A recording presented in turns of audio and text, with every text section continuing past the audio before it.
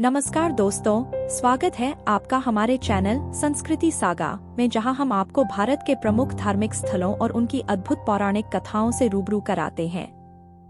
आज हम आपको लेकर चलेंगे महाराष्ट्र के नासिक में स्थित एक महत्वपूर्ण ज्योतिर्लिंग त्र्यंबकेश्वर। यह पवित्र स्थल भगवान शिव के त्रिनेत्र स्वरूप की उपासना के लिए प्रसिद्ध है। इस वीडियो में हम जानेंगे त्र्यंबकेश्वर का इतिहास, पौराणिक कथा और इसका धार्मिक महत्व। तो आइए इस आध्यात्मिक यात्रा पर साथ चलें। त्र्यंबकेश्वर मंदिर का इतिहास अत्यंत प्राचीन है और इसका उल्लेख कई प्राचीन ग्रंथों में मिलता है। यह मंदिर नासिक से 30 किलोमीटर दूर ब्रह्मगिरी पर्वत की तलहटी में स्थित है। पौराणिक मान्यता के अनुसार यहाँ से पवित्र गोदावरी नदी का उद्गम हुआ था, जिसे दक्षिण गंगा के नाम से जाना जाता है। इस क्षेत्र का महत्व वैदिक काल से ही है और कहा जाता है कि यहाँ ऋषि मुनियों ने तपस्या की थी। वर्तमान मंदिर का निर्माण मराठा शासक पेशवा बालाजी बाजीराव ने 18वीं सदी में करवाया था और यह मंदिर वास्तुकला की दृष्टि से अद्भुत है। त्र्यंबकेश्वर से जुड़ी एक प्रमुख पौराणिक कथा है जो भगवान शिव, गौतम ऋषि और गोदावरी नदी से संबंधित है। कथा के अनुसार गौतम ऋषि अपनी पत्नी अहिल्या के साथ ब्रह्मगिरी पर्वत पर रहते थे और उन्होंने यहाँ कई वर्षों तक तपस्या की। उनकी तपस्या से प्रसन्न होकर देवताओं ने उन्हें वरदान दिया कि उनके आश्रम में कभी अकाल नहीं होगा। यह देखकर आसपास के ऋषि और मुनि ईर्ष्या करने लगे। ईर्ष्या के कारण उन्होंने गौतम ऋषि को पाप में फंसाने की योजना बनाई। उन्होंने गाय के रूप में देवताओं को भेजा और जैसे ही गौतम ऋषि ने उसे खेत से दूर भगाने के लिए जल छिड़का, गाय वहीं गिर पड़ी और मर गई। इस पाप से मुक्ति पाने के लिए गौतम ऋषि ने भगवान शिव की आराधना की और उनकी कठोर तपस्या से प्रसन्न होकर शिवजी ने त्र्यंबकेश्वर में ज्योतिर्लिंग के रूप में प्रकट होकर उन्हें पाप से मुक्त किया। तभी से यह स्थान त्र्यंबकेश्वर के नाम से जाना जाता है। त्र्यंबकेश्वर ज्योतिर्लिंग का विशेष महत्व यह है कि यहाँ शिवलिंग में भगवान शिव, ब्रह्मा और विष्णु के 3 मुखों का प्रतीक देखा जाता है। यह एकमात्र ऐसा ज्योतिर्लिंग है जहाँ तीनों देवताओं का समागम होता है। इस ज्योतिर्लिंग की पूजा करने से सभी प्रकार के पापों से मुक्ति मिलती है और जीवन में सुख समृद्धि की प्राप्ति होती है। यहाँ का वातावरण बेहद पवित्र होता है और भक्तों का मानना है कि त्र्यंबकेश्वर के दर्शन मात्र से उनके सभी कष्ट दूर हो जाते हैं। इसके साथ ही यहाँ श्राद्ध, तर्पण और काल सर्प दोष निवारण जैसे अनुष्ठानों का भी विशेष महत्व है। त्र्यंबकेश्वर का एक और प्रमुख आकर्षण है गोदावरी नदी का उद्गम स्थल। इसे गंगा सागर भी कहा जाता है क्योंकि यह स्थान गोदावरी के उद्गम का प्रतीक है। यहाँ भक्त पवित्र जल में स्नान करते हैं और इसे आत्मशुद्धि का एक प्रमुख साधन मानते हैं। पौराणिक मान्यता के अनुसार गोदावरी नदी को ब्रह्मगिरी पर्वत से बहने का वरदान मिला था और इसलिए इसे दक्षिण की गंगा भी कहा जाता है। त्र्यंबकेश्वर मंदिर की वास्तुकला भी अद्वितीय है। यह काले पत्थरों से निर्मित है और इसकी नक्काशी में प्राचीन भारतीय शिल्पकला की झलक देखने को मिलती है। मंदिर के गर्भगृह में शिवलिंग स्थापित है और यहाँ 3 छोटे छोटे गड्ढों में शिव, ब्रह्मा और विष्णु के प्रतीक स्वरूप विराजमान है। इस मंदिर की संरचना और सजावट इसे भारत के प्रमुख तीर्थ स्थलों में से एक बनाती है।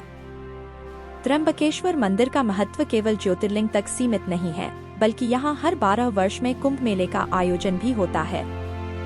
कुंभ मेला भारत का सबसे बड़ा धार्मिक आयोजन है, जहाँ लाखों श्रद्धालु और साधु संत पवित्र गोदावरी नदी में स्नान करने आते हैं। इसके अलावा यहाँ हर वर्ष शिवरात्रि और श्रावण मास के दौरान विशेष पूजा और उत्सव मनाए जाते हैं। त्र्यंबकेश्वर मंदिर से जुड़ी कई चमत्कारिक कथाएं भी प्रचलित हैं। कहा जाता है कि यहाँ शिवलिंग की पूजा करने वाले भक्तों के जीवन में सकारात्मक परिवर्तन आते हैं। बहुत से श्रद्धालु यह मानते हैं कि यहाँ किए गए अनुष्ठानों से उन्हें संतान सुख प्राप्त हुआ और उनके जीवन में समृद्धि आई। त्र्यंबकेश्वर की यात्रा के दौरान आप इसके आसपास के अन्य धार्मिक स्थलों का भी भ्रमण कर सकते हैं। इनमें ब्रह्मगिरी पर्वत, गंगा सागर तालाब, अंजनेरी पर्वत, हनुमान जी की जन्मस्थली और पंचवटी प्रमुख हैं। यह सभी स्थान धार्मिक और आध्यात्मिक दृष्टि से बेहद महत्वपूर्ण हैं। त्र्यंबकेश्वर के पीछे स्थित ब्रह्मगिरी पर्वत को भगवान शिव और गोदावरी नदी से जुड़े विशेष धार्मिक स्थल के रूप में जाना जाता है। पौराणिक कथा के अनुसार यही वह पर्वत है जहां से गोदावरी नदी की उत्पत्ति हुई थी। यहां तक पहुंचने के लिए भक्तों को करीब 500 सीढ़ियां चढ़नी पड़ती हैं, लेकिन यहां का नजारा और आध्यात्मिक ऊर्जा इस चढ़ाई को विशेष बनाते हैं। ब्रह्मगिरी पर्वत की चोटी से पूरे त्र्यंबकेश्वर और नासिक क्षेत्र का विहंगम दृश्य देखने को मिलता है। गोदावरी कुंड, जिसे गोदावरी नदी का उद्गम स्थल माना जाता है, त्र्यंबकेश्वर के पास स्थित है। यह वह पवित्र जलाशय है जहां से गोदावरी नदी निकलती है। यहाँ स्नान करना हिंदू धर्म में अत्यधिक पुण्यदायी माना जाता है। मान्यता है कि इस कुंड में स्नान करने से व्यक्ति के सभी पाप धुल जाते हैं और जीवन में शांति और समृद्धि आती है। यहाँ हर दिन सैकड़ों भक्त पवित्र स्नान के लिए आते हैं। त्र्यंबकेश्वर से कुछ ही दूरी पर स्थित है अंजनेरी पर्वत, जिसे भगवान हनुमान की जन्मस्थली माना जाता है। इस पर्वत का नाम हनुमान जी की माता अंजनी के नाम पर रखा गया है। यहाँ तक पहुँचने के लिए एक रोमांचक चढ़ाई करनी पड़ती है। पर्वत के शिखर पर स्थित हनुमान जी का मंदिर भक्तों के लिए आस्था और विश्वास का केंद्र है। यह स्थान न केवल धार्मिक दृष्टि से बल्कि प्रकृति प्रेमियों के लिए भी एक आकर्षण का केंद्र है, क्योंकि यहाँ से आसपास की पहाड़ियों का मनमोहक दृश्य दिखाई देता है। त्र्यंबकेश्वर से लगभग 30 किलोमीटर दूर नासिक का पंचवटी क्षेत्र भी धार्मिक दृष्टि से अत्यंत महत्वपूर्ण है। यह वही स्थान है जहां भगवान श्री राम, माता सीता और लक्ष्मण ने अपने वनवास के समय निवास किया था। यहाँ रामकुंड, सीता गुफा और कालाराम मंदिर जैसे पवित्र स्थल स्थित हैं। रामकुंड वह स्थान है जहां श्री राम ने अपने पिता दशरथ का श्राद्ध किया था। भक्त यहाँ आकर श्राद्ध कर्म और पिंडदान करते हैं। सीता गुफा में आज भी उस स्थान को देखा जा सकता है जहां माता सीता ने अपना समय बिताया था। त्र्यंबकेश्वर ज्योतिर्लिंग की यात्रा न केवल शिव भक्तों के लिए बल्कि हर श्रद्धालु के लिए एक अनमोल अनुभव है। यह पवित्र स्थल हमारे जीवन को आशीर्वाद, शांति और शक्ति प्रदान करता है।